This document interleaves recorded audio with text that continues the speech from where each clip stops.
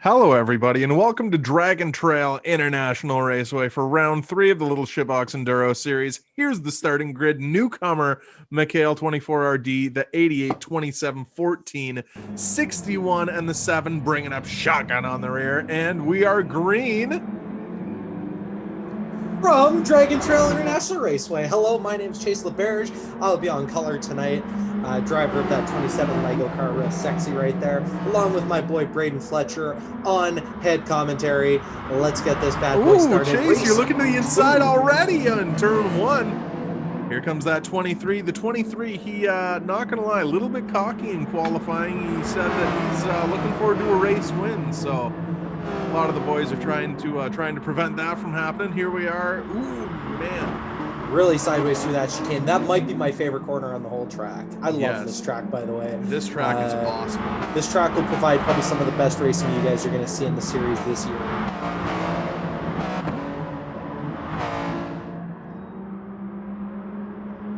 We have that 61 and the 27 looking side by side. 61, oh man, just looking for the quarter panel to loosen that 27 up.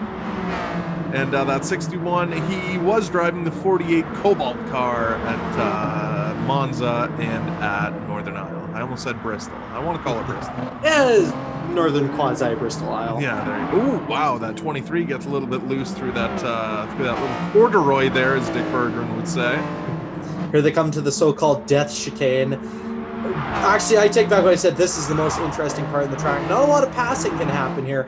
Oh, the 23 hit the wall. 23 23's around. And that's why we call it the death chicane, folks. And great job by everyone else to avoid on that one. Wow, the 14 just snuck through there. And for the second time in 3 races, we have an accident before we even completed lap 1.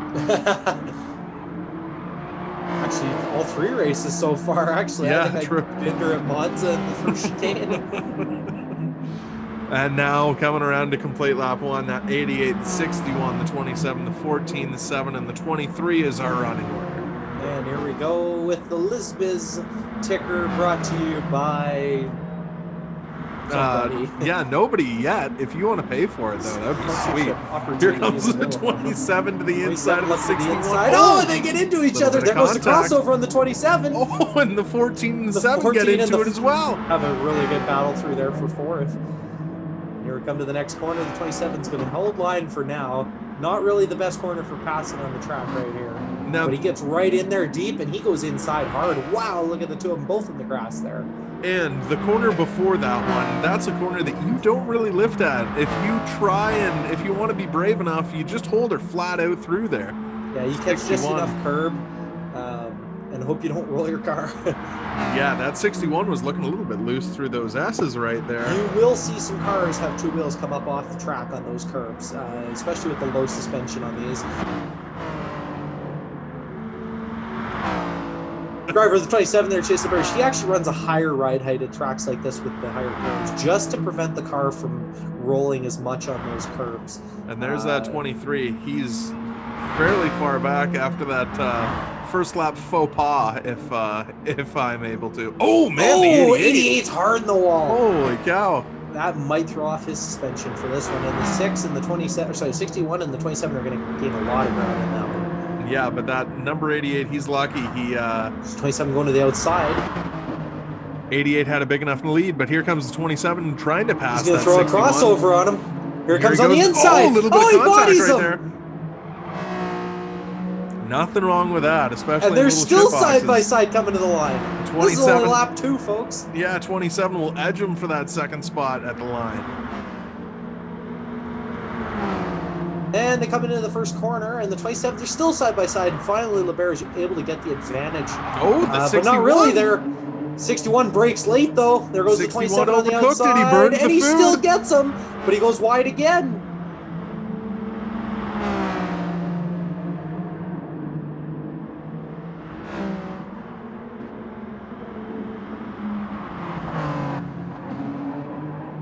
'27 holds the position for now. We got the two Canucks leading this one, followed by Jared Siddeley in the 6-1. Man, the reason that we're showing you this is because this is the best battle on the track. The 88's kind of checked out, but these two, they're in fairly close quarters. Holy cow! Yeah, the bottom three kind of holding their spot for now. 23 is marching back up the field slowly. He's gained a lot of time in the last few laps, but this is definitely a battle and a half going on right now between LeBerge and Siddeley for second.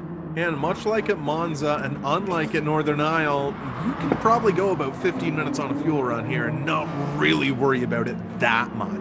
Yeah, it's a very wide open track, but at the same time, there is some hard braking zones on this track, so you can fuel save here and not lose as much time. As we go through the death chicane, that 61 looked a little bit loose. Entering the death chicane, he's going to hope for not Clean a similar for result both of there. them. There comes Baker through the death chicane. Clean for him as well. We And see that McHale 23 as who well. just got by that 7 car. That's the reason. Well done the ticker by hasn't every been car on updated. that lap. Yes, definitely. Maybe, I don't want to overstep my boundaries here, but maybe the most dangerous corner on the game is that death chicane. It's Absolutely. really inviting to throw it in there. Well, and letting up in there, you can lose a lot of time. It is definitely a make or break, high risk, high reward corner in this track. As we see that 27 holding court right now in that second spot for now, but that 61, he's been known to bury it into this corner, and he really closed up on the back of that Both 27. whip it through there. Very nice corner by both. Look at that, riding basically identical lines. Siddeley going a touch wide on exit. Here they come into the next corner. This is a great passing corner coming up here. Does Here he we try are to on make board it of the go? 27. Right here, coming into the passing area. The 27 holds that line very nice. Actually pulls away on exit from the 61. Ooh, 61 fishtails on exit. These guys are having a really good battle right now. Now, I wanted to go back earlier and talk about that 7 car, Tim Morse Jr. Struggled in that first race. Looking better in this one here. The 61! 61 in the wall! Oh, and that's a hard lick down there.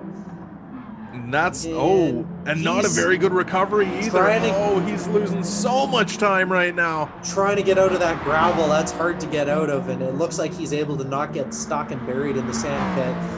It looks like he might get buried in last place, though. Yeah. Yes, sir. Pulled out his sandwich on that one to get unstuck. 14 a little bit loose into that first corner there, and we see that 23, and he's past that 7 heads up, but that 61, he was really lucky that he got a little loose, and through the death chicane, he's catching him. This might be the toughest part of racing in the death chicane, being behind another car, because you can't see your marks. There's another car blocking your view. Absolutely. So we have a little bit less and you're almost predicting if something's going to happen to them, if they're going to go around or they're going to smoke the wall, how you're going to get around them. And a lot of it is just luck and being in the right place, because you don't know how these cars are going to bounce off the wall. 23 looking beside that 14. Is he going to clear him? We're getting close right there. A little bit of contact. McHale just taken back into P3. Great recovery for him after his first lap incident. Back up to P3 here for a podium spot. Driving very well in this first race in this one, McHale Jackson. Oh, he brakes a little bit heavier than that 14 car into turn 1, and it's definitely going to pay off for him. He's gotten 2, 3. Oh, wow, the 14 gets loose. He's got probably 5 car lengths between him and the 14 now. Let's take it through the field now. A 88 car of Braden Fletcher had a great race 2 weeks ago at Northern Isle, and last week at Monza. Looking for that inaugural championship. 27 car of Chase LeBerge. 2 weeks in a row of incidents at both Northern Isle and Monza on the first lap. This race coming off much cleaner to start. Hopefully he can keep that up to get up in the standings. We said earlier, McHale Jackson, really good start to the year. Devins Bakers had a very consistent start to the year in that 14 car. 2 solid finishes, hasn't had too many incidents. And Tim Morse Jr.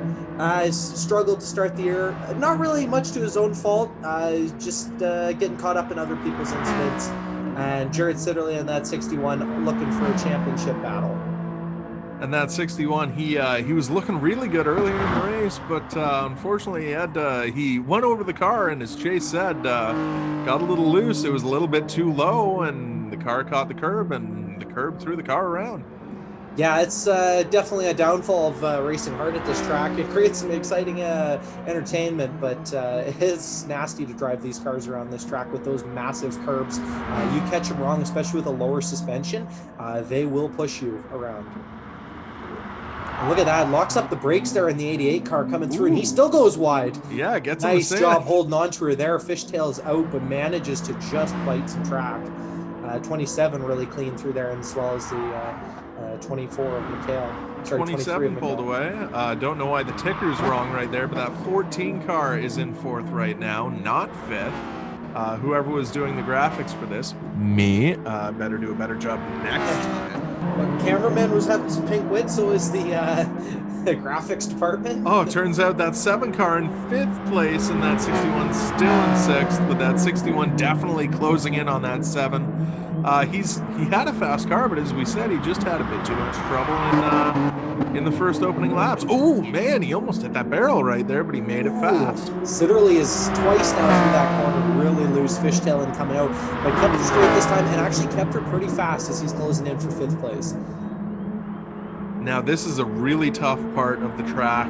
You don't really want to be running side by side here, but you can lose a lot of time if you're running behind a slower car here. It's looking like he might try and take a look at that 7 into this heavy braking zone. Oh man, he's going to be able to clear him. He's just going to blow past him on the outside. Wow, I was going to say this is the passing corner, but he did it a corner early, and that's going to give him the advantage coming in here if he doesn't brake too late. He's got him. But Des Chicane can win a lot of these days, so let's see. They got this right here. This will be an interesting one. Sitterly through the first part of the chicane. Second course. 61, fishtails out, and they both keep it clean. And he gained a lot of time on Tim Morris there. He gained a lot of time on that 14 too. That 14 must have messed up the death chicane. 14, I think, smucked the wall. He fishtailed out. 61 car, and now the ticker. I have to say, it's updated. Updated perfectly. Whoever did the ticker, excellent job.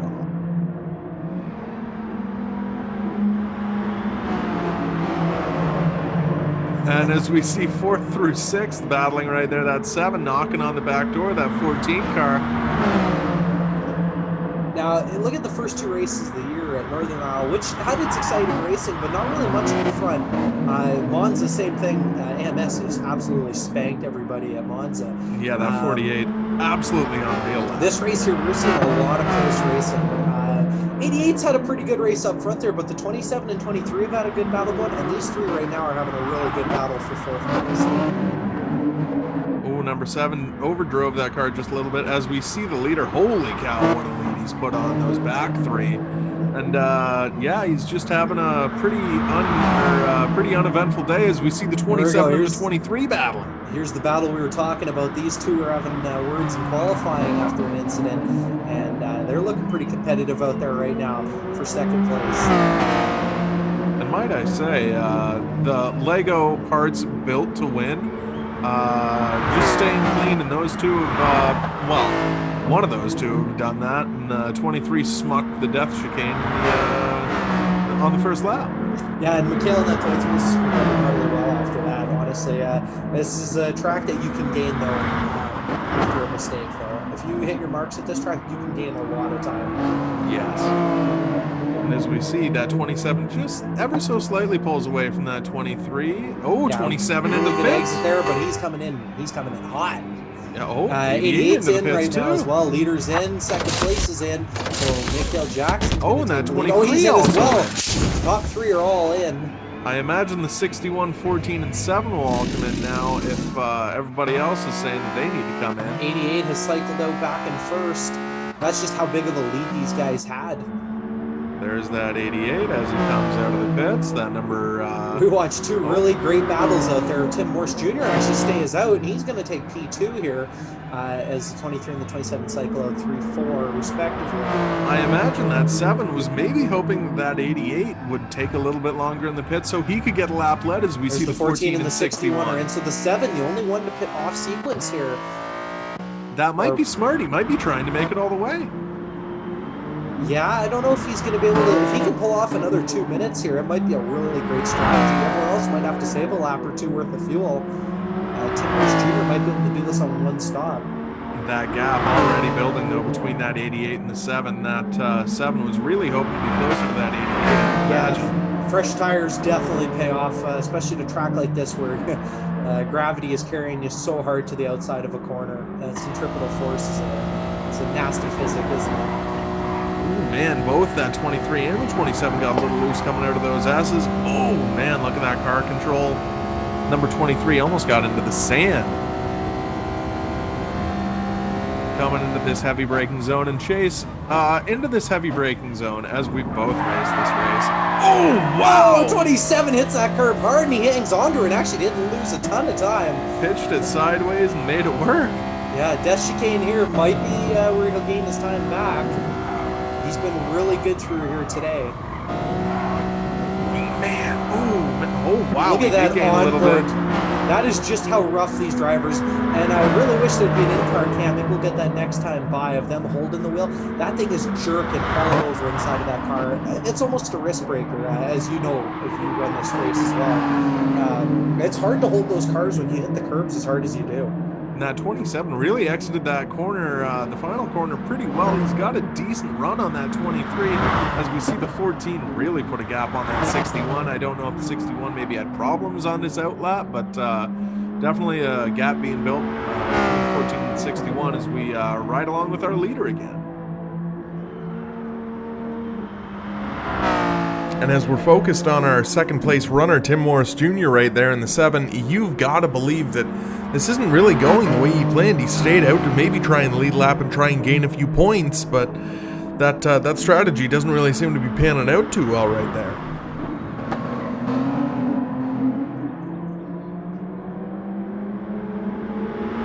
That right side suspension must be really happy bouncing up and down like that, especially off of the curbs. I heard that's actually really good, and that makes the parts work as they should. Gets the lubrication spread out. Yeah, exactly. Now let's go down to that 61. Actually, I was listening to or checked in on the crew radio there. It sounds like the 61's a little fuel saving right now, just to stretch us to a one-stop race. So he should be expected to be a little more competitive here in a moment. And that's definitely a good idea, because I don't really know if there's another way that you can really recover from a spin like he had, because he spent a lot of time in that sand too, trying to get that car right, pointed back in the right direction and going. Yeah. So fuel strategy, not a bad idea. No, and it's definitely a tough one when you come out of that bunker there too. You're going to have your tires, that hot rubber is going to hit that sand and that gravel like nobody's business. It's like a fly trap, and it's going to take you a lap or two just to get that debris off your tires. There's the 27 goes low on the 23 or 24. Sorry, 23. 27 went really deep in that corner. He went really deep, and it actually paid off. Look at the time he's made up on Mikhail here. Paid off really well. Mikhail trying to break any toe that 27 might get, as we see the 61 advances in front of the 7 car. And there we go. Yeah, 61 definitely going to a higher fuel mix now, and he's pouring it on for this final 13 minutes. There's the 7 car in the pits. That was an impressive run for Tim Morris Jr. He made it 17 and a half minutes on his first fuel run. So he should be good to the end. He'll definitely be good to the end, as we see 4th and 5th now go by. So actually cycled out not too bad for Tim Morris. He came in 6th, held 2nd place for 4 laps, and managed to cycle out only a few seconds bit of contact behind. And these two are racing it out, and Tim Morris is in the best seat in the house right now. Also, can I just say that 61 with the Columbus Blue Jackets logo on it. Oh, the 61 gets Rick the Nash sand. Tribute, and Rick Nash, he goes wide, comes back up on the track and holds a position. What a great battle between these two. How they both kept her straight there. That's impressive, folks. How he went into the sand and onto the tarmac and didn't spin it. And kept speed too. As you know, when you get in the grass or the gravel here, and you just hit the gas the tiniest bit, it just kicks that ass end out. It's got so much power for such a light car. That was impressive right there.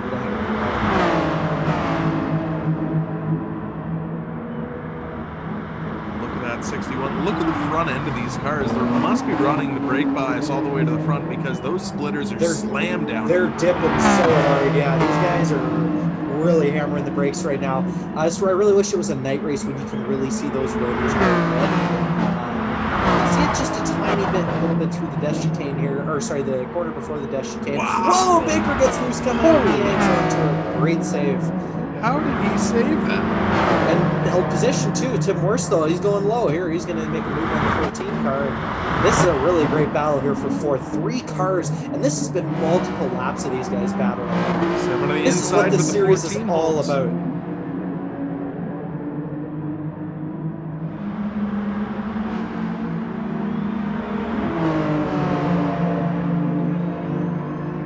As we see that 7 car now pull away from the 14. All right, so we checked in with that 88 crew chief. What are you hearing down there, Braden? What are they talking about down there? They're saying the car is actually really good. Not maybe a little bit too loose for his. Oh my goodness! As we see the 14 and the 7, holy cow! The 88, he's doing pretty good. Not really many complaints. Can't really adjust on too many things, but he's going to change the brake bias from 3 to the front to 5 to the front to see if that slows the car down just a little bit more. All right, now we're checking in with the 23. I was talking to McKill's and his crew down there. It sounds like their car's really good, recovered it really well after being in it on the first lap. A little bit of fender damage, but not affecting the aero or the drivability of the car too much. And very much for the 27, they said this has been their most consistent race of the year. Lap times are all very consistent tonight. Very happy that we see him two-wheel there through the corner as he's trying to catch back up to that 23 car. Not very many tracks you can say he's very happy with it when 2 wheels are off the ground. And admittedly, I'll say that I'm very much a curb driver in this game. I will ride the curbs very hard, and it's not very often that you won't see me putting 2 wheels off the ground. Oh, please, curb your enthusiasm.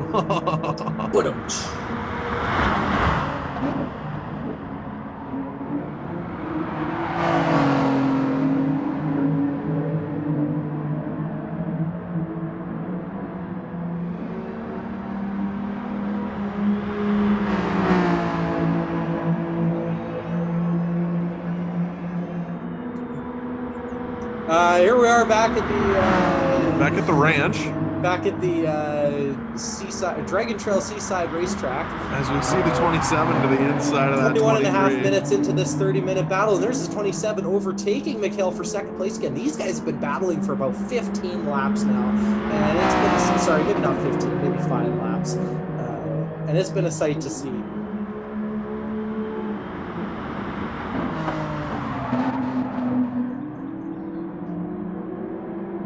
Back to the action, that 23 looking to the right side of that 27 as he got a better corner exit. Oh, going side by side through these S's though, not the best idea. Takes a little bit of grass and they get touched, they touch. Oh, wow, I can't believe they both made her through there. 27 gained a lot, kind of door slammed the 23, but here they come into the worst part of the track. The 27, I don't want to make a bad pun, but I do. Using this race is maybe more of a building block to how this series, how the rest of this season could go, because he's running really well tonight. Yeah, it's definitely going to be a base block here to try to build up a championship run. He's had some struggles in the first 2 races, looking to build off of the first 2 races and looking to build off of this race. But here comes through the dash king, which he's been really good today. I don't want to jinx him there. As he comes through, another clean run through there for both of them. Yeah, him and that 23. And the 23, he maybe a little bit reserved going through that corner because he bended on lap 1 there. And does that stick with you throughout the entire race, even now? You're thinking, absolutely. Wow. Ooh, there's Tim Moore's streak into the wall, recovers pretty well from that. I definitely, the psychology of being a racer, you got to have a short memory span. If you dwell on something that's happened early in the race, it's going to affect you the entire race. And it's always there noodling around, but you've got to think just next lap, get to the next lap, get to the next lap. And you take it 1 lap at a time. Obviously, everyone has a goal going into a race or like any sport, but you can't dwell on what's happened. You just got to focus on hitting your marks. As we see that 27 pulling away from that 23. The 23 looked like he had the edge a few laps ago, but no, that 27 definitely battling back. Yeah, 27 has recovered really well. He says his car's driving really well right down there today. And 23 gets loose coming off, but still keeps on. And 27 actually got into the gas a little bit late there. maybe missed a shift, actually, is kind of what it looks like. Is here comes the 23 now trying to make a move on the inside. Maybe trying to fuel save because there's 6 minutes left and some of these guys might not be able to make it on fuel. Possibly. These guys last been around, what, lap 14? So, yeah, there's actually going to be some fuel saving going on. Now, I passed Dash 2 math, but I'm smart enough to realize that... the 27 goes wide! They both go wide! Wow, these 27 two slammed the wall. giving her all right now. Mikhail's going to pull away there. Neither guy wanted to break going into that corner. There's no give between these two. No. It was a beautiful thing. Perfect. Makes your hamburger a beautiful thing.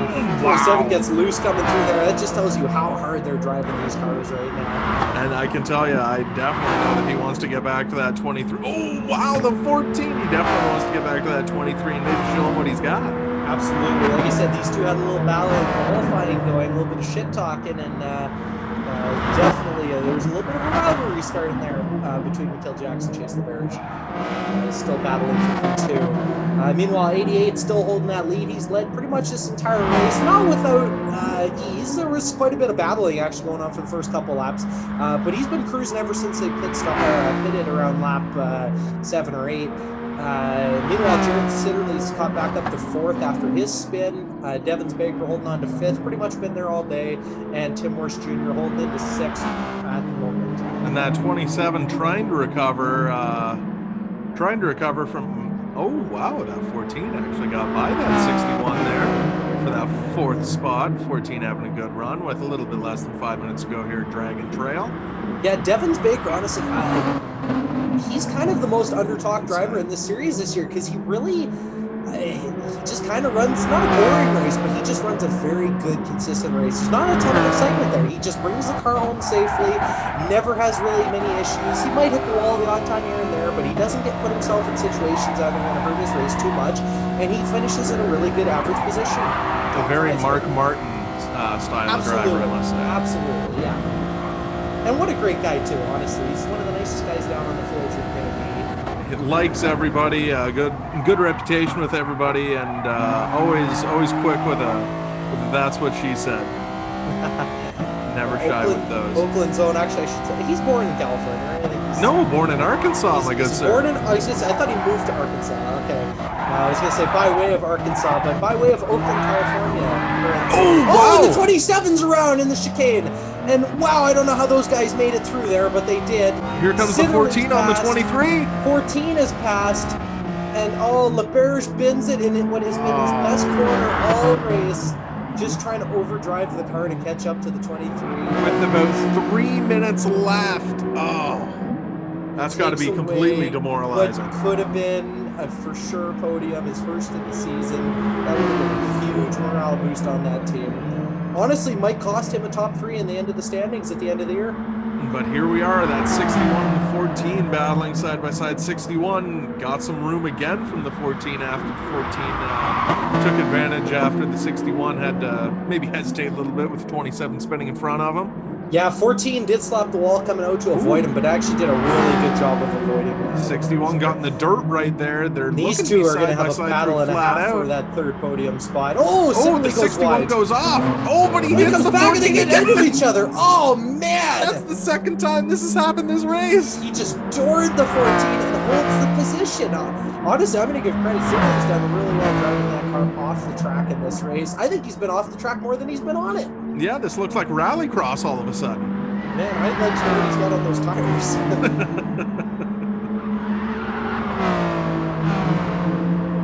Looking at just under 2 minutes left in this one. Braden Fletcher still holding that lead spot, looking for his first win of the season after a couple of podiums.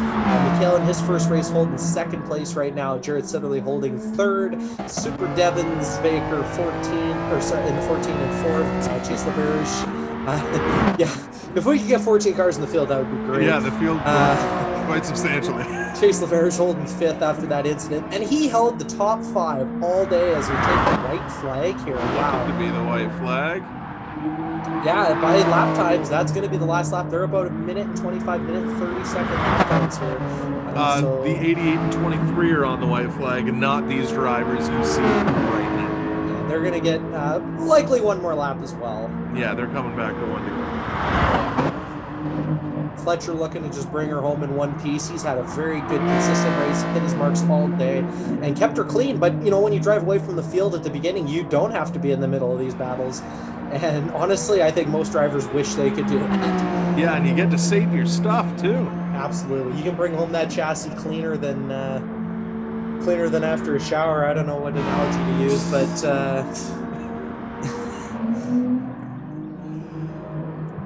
It all looks to be academic for that 88. He's got about 30 more seconds on the clock. He's got about half a lap left as we see that 7 car coming to take the white flag. The 88. On the last lap here as we're ticking into the 30th minute of coming this into one. the death chicane. One more time through the death chicane for the 88. Just got to get through here clean. You're not going to be aggressive on this one. Just bring the car home. The crew's got to be telling him that, and that's very much what he did. A very nice run through there. Who cares if you lose a tenth of a second? And here we go, white flag.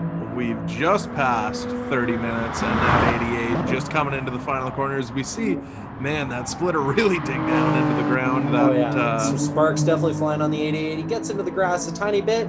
Braden Fletcher comes off of the last corner here at Dragon Trail. He's going to win race 3 of the Little Shipbox Enduro Series. And an absolutely beautiful win as well as we ride along with that 88. Going to go back to the 23. There's Mikhail coming into the last corner. Great debut race for him. He's going to bring home a P2 for that Dragon. Sorry, what the hell's their team name? Archangel Racing, whatever car he's running. No livery. That's. Is he waiting? What is he waiting for the 61? Ooh, getting a little cocky there in the 23. Oh, a little bit of gamesmanship, not appreciated by the 61 car. No, 61 definitely was charging hard at him at the end. Might have flipped him off there coming to the line. And there's Chase LeBerge, manages to get 4th place back. It was such a bummer for him. Had a podium in the bag. He's going to have to settle for 1 position, lads. Still a great points day to recover in that 27. Ran up front pretty much all day. And that 14, a fairly clean race, not pretty inconspicuous. Yeah, Bender one time or twice through the death chicane. Other than that, had a really clean race. And death chicane took a few victims today. Yes, as it always does here at Dragon Trail. And now we see the final car, the number 7, cross the line. And here we have on your screen the point situation. The 22 and the 48 lows didn't make the race today. They couldn't make it. Their hauler shut down or something. So the 88 inherits the lead from the 48, the 61, the 14, 2 and 6 points back. And he only missed 1 race, and being 7 points back, not too bad for that 48 lows. Yeah, AMS definitely going to hold a solid start to continuing in this season here as we wind down today's race here at Dragon Trail Seaside. Great 3rd race here. Congratulations to today's winner, the commish, Braden Fletcher, in that number 88 today. Thank you so much for joining in today. I'm going to tag in my partner, Braden Fletcher, to close us out. For myself, Chase LeBerge, everybody here at Lesbiz TV, keep your tires on the ground.